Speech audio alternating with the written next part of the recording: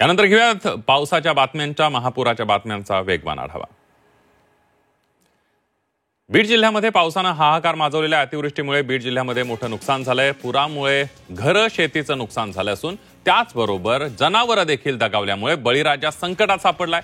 एका बाजूला पूर आल्यानंतरची दृश्य तर दुसऱ्या बाजूला पूर ओसरल्यानंतरची आपण सद्यस्थिती पाहणार आहोत।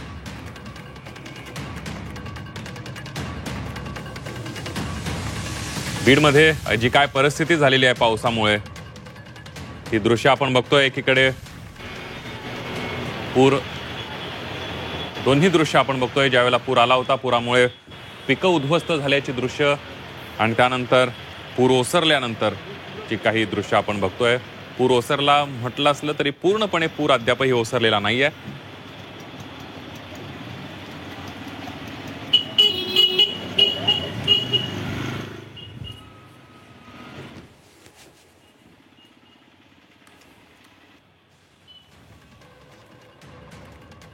आपण बघतोय ही दोन दृश्य, बीडमध्ये पूर आला त्यावेळची दृश्य आणि पूर ओसरल्यानंतरची ही ड्रोनद्वारे घेतलेली दृश्य आपल्याला पाहायला मिळतात। एकीकडे